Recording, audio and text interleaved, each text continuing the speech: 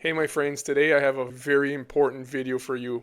I'm going to talk to you about these sandboxes and I'm going to show you some things that I don't think you've seen anywhere else. There's a ridiculous amount of demand for QNT that is currently being built in these sandboxes globally, but we are not seeing that demand touch the QNT token yet, because the central banks, commercial banks, and major enterprises don't need to pay for the licenses just yet.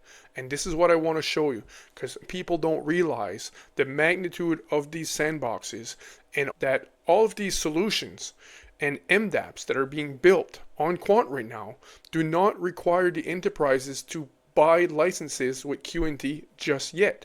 So this is a very big deal, because when these solutions go live, small ones, medium ones, and huge ones, that's when the QNT token will be required.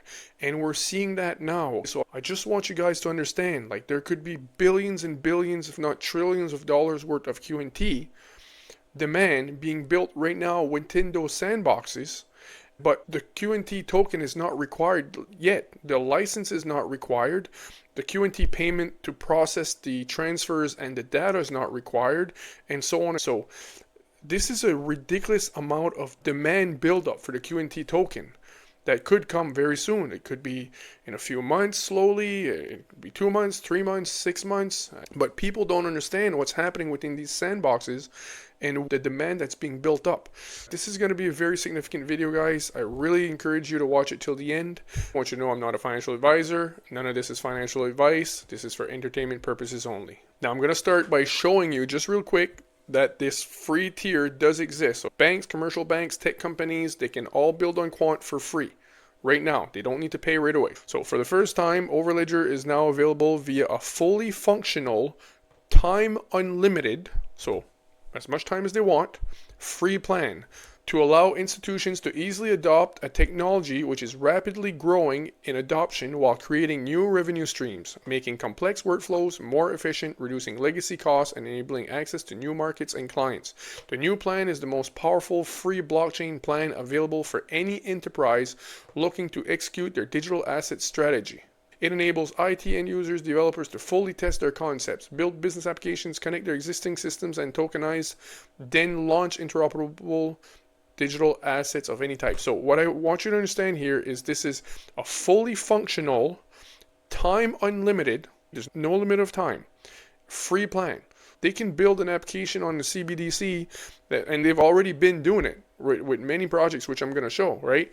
So they can spend 2 years building an application that's going to require billions and billions of dollars to flow through this application, which is going to use QNT token to pay the tiers and transaction fees and so on like that. But they can spend 2 years building this massive application that might require a ton load of QNT to process it and not have to pay anything at all today. It doesn't matter because it says it's unlimited time. It's a fully functional, time unlimited free plan. So we see that here. So I asked Grok, please tell me, is this for commercial banks, central banks, and everything based on your assessment? I told Grok, go and see the website for Quant. I gave it the website and I say, tell me, is this for everybody? Based on my analysis of Quant Network website, Quant Network, and available information, Quant Overledger offers a free tier that allows major tech companies, commercial banks, and central banks to test and build multi-chain applications and solutions in a sandbox or testing environment without initially paying a licensing fee. The Overledger platform launched with a fully functional, time unlimited free plan on May 16, 2024. Enables institutions to connect existing systems, test concepts, and develop business applications and interoperable digital assets at no upfront cost. Alright, so now let's take a quick look at these sandboxes, the ones that are confirmed. So confirmed or documented sandboxes. Project Rosalind. Description: a collaborative retail CBDC sandbox led by the Bank of England and the Bank of International Settlements. So the Bank for International Settlements is the central banks for all central banks. And they have what are called the Innovation Hub, which I'll show you again later on. But there would be numerous sandboxes, numerous different sandbox type environments in the other innovation hubs around the world, which I'll show briefly later on. So this is Project Rosalind. This is a sandbox. So for Project Rosalind, you had the Bank of England and the Bank of Canada, you had numerous commercial banks, and I think you had 30 or 40 other tech companies, participants that were building different use cases for CBDCs. using Quant Overledger. So it was confirmed. Gilbert Verdian said it on publicly. It was announced on their website. Most of you have seen that, right? It was even on the BIS. They confirmed it as well. So Quant was the infrastructure layer because Quant is the operating system. So Quant is literally the infrastructure layer for all of the CBDCs. So the world cannot use blockchain properly without Quant. For now, I want to keep it simple. I just want to talk to you about the utility that's being built in these sandboxes. This is Project Rosalind again, involving a few central banks, numerous commercial banks, some of the biggest in the world, and numerous tech companies, all building multi-chain applications using Quant Overledger. So again, they don't need to pay for licensing fees yet until these applications go live. So that's the first one. That's just one example. Keep that in mind. Then you've got the Digital Security Sandbox in the United Kingdom. So an initiative by the Financial Conduct Authority, FCA, and the Bank of England launched to test DLT-based solution for financial markets, including tokenization of assets and potential CBDCs. They say potential CBDC, they're lying here. It's not potential. CBDCs are coming, unfortunately. It's really not good. People who think that CBDCs are not going to bring more control to governments and banks, they're just wrong, respectfully.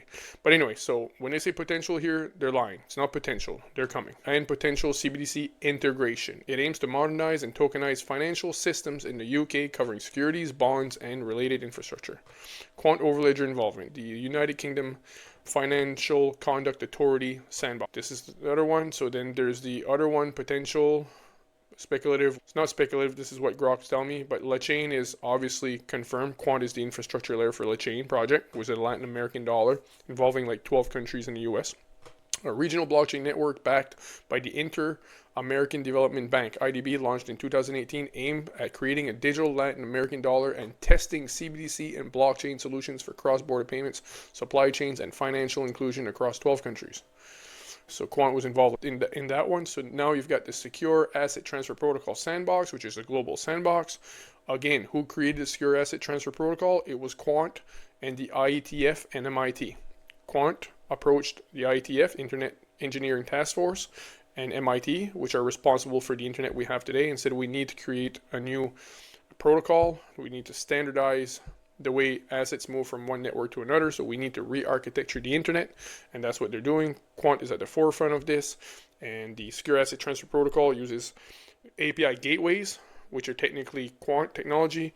We, with our QNT, we can host gateways. So it's literally re-architecturing the internet, and this is the Secure Asset Transfer Protocol Sandbox. Again, Quant is the solution being used in this sandbox. Other notable projects, sandboxes that Quant might be involved in: Project Enbridge, Project Icebreaker, Project Mariana, the BIS Innovation Hub, Digital Yuan Trials, China. So we'll go on. So I'm getting somewhere, guys. This is very important. Okay, do not miss this video. We're going to watch a 2-minute clip here of Gilbert Verdian. So I put the speed a bit higher there just so you can see it a bit quicker. There's been a lot of theory done on CBDCs. There's been a lot of economic analysis, but this was the first time they're actually testing it with real applications, real payments, and real use cases that represented what people and businesses use. Project Rosalind's objectives were for the Bank of England and the Bank of International Settlement to understand what a CBDC means for banks, institutions, payment organizations, and fintechs in a real-world setting. We actually created a new form of money. We were able to create a new form of escrow, a digital escrow. We saw firsthand participants like the Central Bank of Canada, Amazon, Barclays, MasterCard use this innovative escrow technology that we built. See, that's just some of the participants. There's Barclays, MasterCard, Bank of Canada, Amazon, and Magiana, I'm not sure, it's a big bank, commercial bank, Worldline, and Revolut. So these are some of the participants. But phase 1 or phase 2 had approximately 30 or 40 participants. They're just showing 7 here. Numerous commercial banks, numerous tech companies. This is just Project Rosalind. And Gilbert Verdian here is telling you that they are the infrastructure layer for CBDCs. I could go on and on, show you 100 different clips showing that they are the infrastructure for CBDCs. They're the operating system for the world to adopt blockchain. So this is just Project Rosalind. The innovation hub from the BIS, which is the central banks for all central banks, have numerous innovation hub projects around the world involving numerous central banks. So if Quant is the infrastructure layer for this one, then obviously Quant is the infrastructure layer for pretty much all the other ones. But again, you have to understand that all of these solutions that they're building right now within these massive sandboxes and projects, all of these do not require these companies to buy QNT yet. They don't have to purchase the Quant licenses. They don't have to purchase them until they go live. So they're literally building the solutions, they're testing. One application could potentially mean 1 billion users. Some might only be 1 million users, 100,000 users at first, but some could mean 1 billion per day. Some applications could mean $300 to $1 trillion of transaction volume per day. And the cost for the licensing is going to depend on how many users, how many employers the company has, how much volume, what the application is being used for, and when this company pays for the licensing with Quant, whatever the fee is. Some companies are going to pay 20, 30, 50, possibly $200 million for a license. I'm not kidding you. Because Gilbert Verdian said, for one of the companies he worked for in the past, one of their customers, I think, was paying $200 million per year for a license. This is not a joke. When you're global RTGS, or what are called real-time gross settlement systems that run the country. These are payment systems for the country. When you're operating something like that, the licensing fees are insane. So anyways, there's massive tech projects, and license fees are not cheap on the world's biggest tech projects. So what happens is these companies have to pay for the license. Like I said, could be $1 million, could be 200 million, could be 3 million. Some of them are going to pay, maybe it's going to be only 50,000. Some is going to be 100. There's going to be diverse amounts that they're going to have to pay. What happens is this fee is converted into QNT, and the QNT is locked up for the period of a license, which is an annual license. So the QNT is locked up for a year. And at the end of the year, they have to renew their license again if they want to continue. And the amount of QNT that it's going to lock up, it's going to depend based on what the price of the QNT is at the time. So this is an insane amount of demand for QNT that is technically happening, but not happening. Because these applications are not live yet, guys. This is crazy. This is crazy. So let's continue to hear what he says. To create new types of payments and new types of flows. What made Project Rosalind so successful was that it was very driven by end users. They engaged the API users, and some big folks and some small folks, early on and continuously throughout the project. And they still are doing. And that focus on what is it that end users want? Why will they find it useful? Actually is a massive contributor to project success, right? At the bottom it says commercial banks, institutions, fintechs, and PIPs. I always forget what that means, PIPs. So now we're just going to go see here. So that's Project Rosalind. This is here the Financial Conduct Authority in the UK, confirming, in case someone was doubting QNT being the core of the digital sandbox initiated by the FCA and Central Bank of England, Gilbert at the launch meeting. First FCA registered tokenized pound. The launch follows a testing phase with the FCA's regulatory sandbox. And we go here. Quant is providing the foundational technology for the UK Digital Security Sandbox. The regulatory framework has officially come into effect as of 8 January 23rd. So I'm going to show you the list of participants. Right here, the DSS are allowing firms to test the use of new technologies involving activities of a central security depository and operating a trading venue. Now, because there are so many firms that have been accepted to participate in testing, I have attached the link for you to see how many institutions and banks will be testing on Overledger. Shout out to Miles Braun. This guy posts some really cool stuff about QNT. So this is a list right here of the firms that were approved. So if I click here, it brings me here. And again, guys, this is just one other sandbox. There's plenty of them. This is just one. So I showed you Project Rosalind. Phase 1 or Phase 2, there was like 40 to 60 participants. Now I'm showing you the one in the UK. So we have received, so this is the Financial Conduct Authority that have the sandbox, regulatory sandbox accepted firms. These are the accepted firms that are able to participate in the sandbox and use Quant Overledger solution, because Quant is the infrastructure layer that allows all of the world to build what are called multi-chain applications. So it allows all the legacy systems to connect into blockchain, but not only one blockchain, but all of them at the same time, plus build what are called multi-chain applications. They pick the best features of each blockchain and they build an application with that. That's why it's called a multi-chain application. So if you look here Applications include distributed ledger technology, DLT and blockchain, artificial intelligence, open banking and application program interface, digital ID, data analytics, crypto and DeFi, infrastructure and process innovation, environmental, social, and governance, ESGs, which is complete BS. That's BS. This is BS right here. Really not good. Anyways, another story.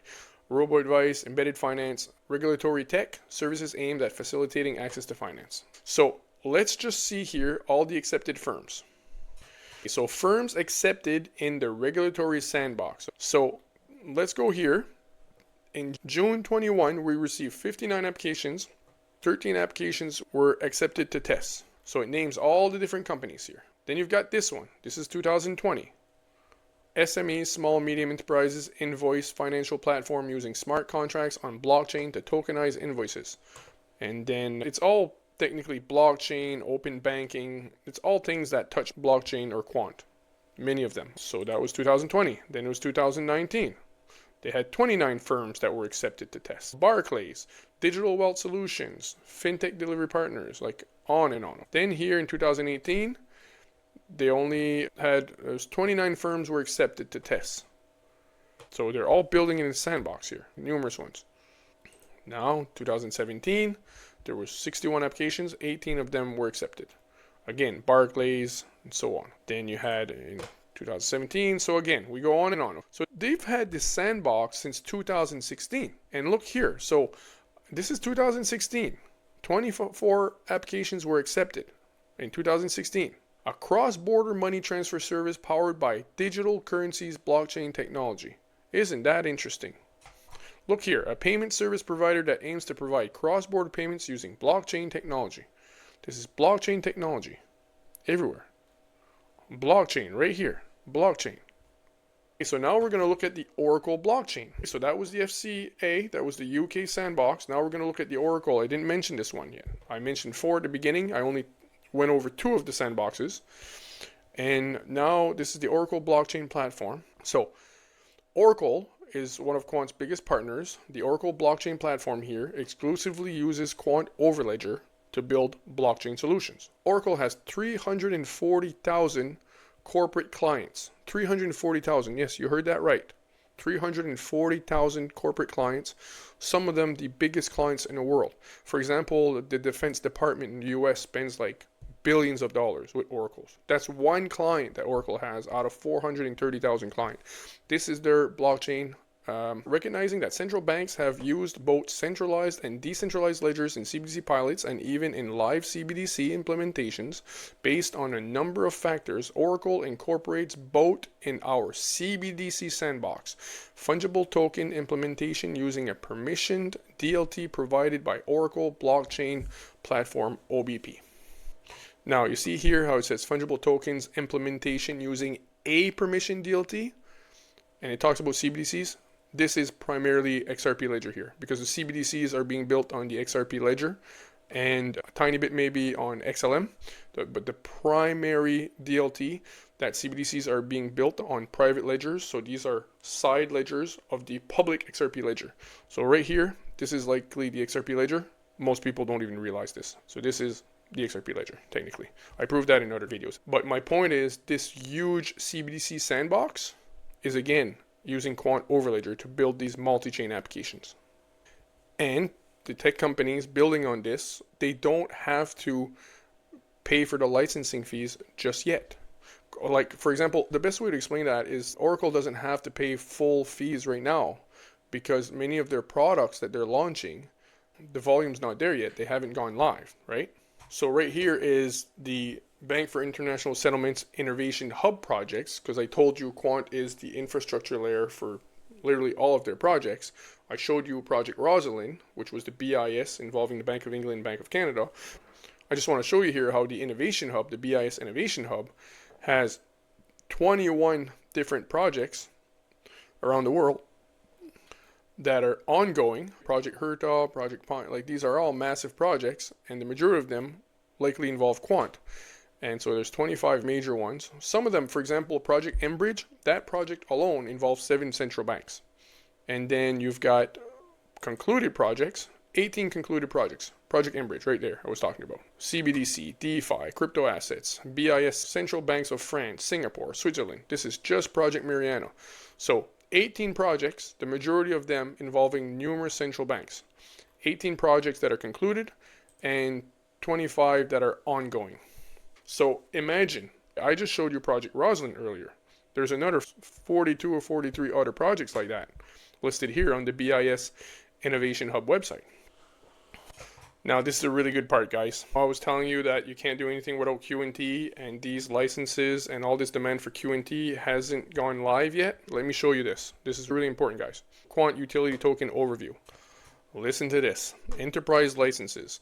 QNT tokens must be provided to Quant Network in exchange for an annual license. Price of the access will be fixed in fiat, and the number of tokens needed will vary depending on the price of QNT. So for example, if your license costs 100,000 for a year, for an enterprise to use Quant Overledger, if it costs 100,000 per year, and each token, well, right now it's $100, right? So let's use that number for example. So $100 the price of QNT, and let's say their license costs $100,000, that would lock up 1,000 QNTs for a year. Because what happens, they pay the fee, like I said, and then Quant Overledger will convert that fiat to QNT using their treasury, and it will lock up the QNT for a year. So this is very interesting. Listen to this. This is very important. The number of tokens needed will vary depending on the price of QNT. Enterprise license fees will be determined on the basis of number of users, number of employees, application type, volume of transactions. So imagine, if you're building a solution that's going to have like millions and millions or possibly billions of users, your fee is going to be very expensive. Your enterprise license fee is going to be really expensive. So again, the fee is determined based on the number of users, okay, for the application, the number of employees that enterprise has, the number of employees that corporation has. So for example, Oracle, they have, I don't know, maybe 100,000 employees, I'm not sure, 43,000 employees. The application type, is it to process transactions? Is it using AI, whatever? And the volume of transactions. Do you know how much central banks process, how much volume they process in a day? The Bank of England does more volume in a day than Bitcoin does in a full year. And so it's not going to be cheap licenses. So that requires licenses that lock up QNT. We're not seeing this yet because these applications that are being built in these sandboxes have not gone live yet. Developer licenses, same thing. Developers will be able to obtain an annual license to develop applications on Overlay. They don't need to pay for the license yet because they haven't gone live. Transaction processing. QNT tokens are used to validate, sign, and encrypt every transaction that flows through Quant Overledger. Every enterprise client, developer, user, and application validates each transaction using their QNT linked to their ID and account. No transaction can flow through Overledger without being securely validated by QNT tokens. Application users. Every application user needs to hold QNT tokens to be able to run multi-chain applications. The license key will expire annually and must be renewed. Gateways and staking. To run a gateway, there is an annual fee fixed in fiat to be paid in QNT tokens. Gateways earn QNT for transaction processing. Additional QNT tokens can be staked to increase the capacity of the gateway. The more the gateway operator stakes in the variable deposit, the more requests they can accept, resulting in more QNT earned. This is what's coming. Quant Fusion is the full launch of all this. This is where we get to stake our QNTs and host gateways. So we become that road to allow all the networks to connect together. It's just insane. I won't go in there because that'll take 2 hours to explain, but I've explained this in my previous video. I really encourage you to watch my previous video. I'll try to put it at the end here. Try to put a few videos at the end. So guys, my point is there is a mind-blowing amount of demand being built up right now in these sandboxes, in these major use cases, involving anywhere from maybe 1,000 users to 1 billion users, because these are solutions for central bank digital currencies, and unfortunately everybody's going to have to use CBDCs. It's a new infrastructure layer of money. So there is this mind-blowing demand of QNT being built up, like I was saying, in these sandboxes, but these solutions haven't gone live yet. They haven't gone live, so the tech companies and major corporations and developers don't have to pay for the licensing yet. So once they go live, my friends, it is insane the amount of demand of QNT. So my friends, like I said, it's not financial advice, not a financial advisor. It's for entertainment purposes only. You have to do your own research, make your own conclusions. But I will say this, my friend, respectfully, you're not bullish enough. You are not bullish enough. And I'm not bullish enough. Nobody's bullish enough. I love you guys. Thank you so much for watching. Please subscribe. Please leave a comment. Let me know what you think. Please share it with the world. Like I said, share it with your grandma. Share it with your newborn. Everybody needs to know. I love you guys, and thanks so much again. Wishing you a great evening, great day, great night wherever you are. And God bless you all. Thank you.